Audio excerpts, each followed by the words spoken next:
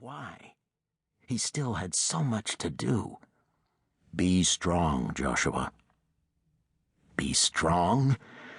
It was the answer he seemed to be getting from the Lord more and more these days, and it seemed an odd bit of advice. He was being strong, wasn't he? He hadn't broken down or refused to get out of bed. No, he'd been at the office every day since the funeral, and still not a call or case had come his way. He'd researched potential lawsuits, made phone calls, written letters, but still nothing. The facts were simple.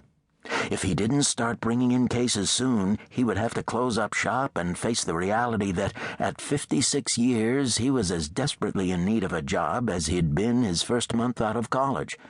A shallow laugh made its way to the surface, and Joshua shook his head. Be strong? He and Bob had worked as trial lawyers with Jones, Garner, and Schmidt for 30 years before joining forces in this religious freedom venture. In addition to their lofty goals for the Institute, there were other benefits. No more commutes to the big city, extra time for evening card games and barbecues when any of their kids were home, more time in the town they loved. Joshua felt the sting of tears in his eyes, and he blinked hard as he remembered how his partner seemed to have a bounce in his step at the idea of spending more time with his wife. And with Faith.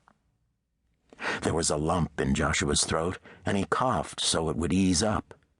Much as he missed his friend and partner, young Faith missed the man more. Especially now, when it was supposed to be... He couldn't bear to think of Faith, of how difficult her father's death had been on her. Instead, he drifted back to the beginning, back to the early 1970s where it had all begun.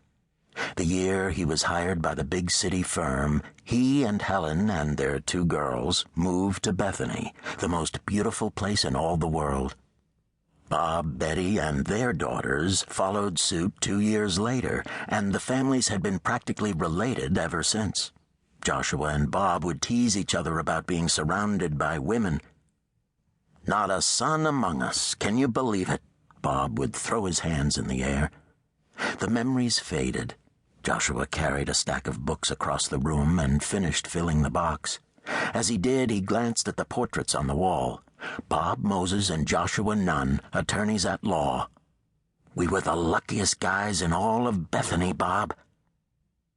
These days, everything was different. Bob was gone. Joshua's kids were both married and lived a few hours' drive away, and Bob's oldest daughter lived in Chicago.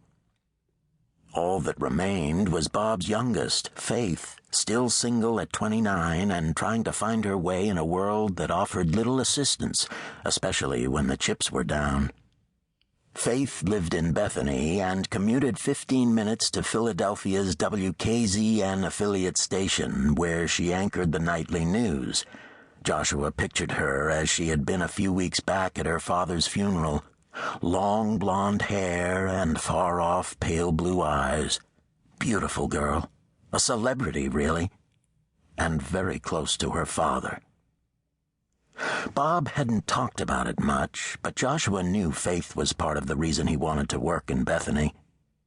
"I worry about her," Bob would say now and then. "She's had a rough go of it." The plan to open a law office in Bethany seemed like a winner from every angle. They could leave the high-powered, high-pressured firm and would work from a leased office anchored in the center of the city's quaint downtown district, just minutes from their homes in Maple Heights. They would spend hours building cases and strategizing trial appearances and swapping stories of the good old days, back when they ran cross-country for rival Philadelphia high schools and squared off more than once on opposing debate teams. Bob was so sure of himself, so full of energy and desire, convinced beyond discussion that God's hand was in this venture. And from the get-go, God blessed their intentions in a way that made it look as though Bob had been right. Joshua knelt down and yanked packing tape across the flaps of the full box. "Retirement is for old people," Joshua could still hear Bob's voice as it rang loudly through the office. "We could run this law office another 20 years. A smile would fill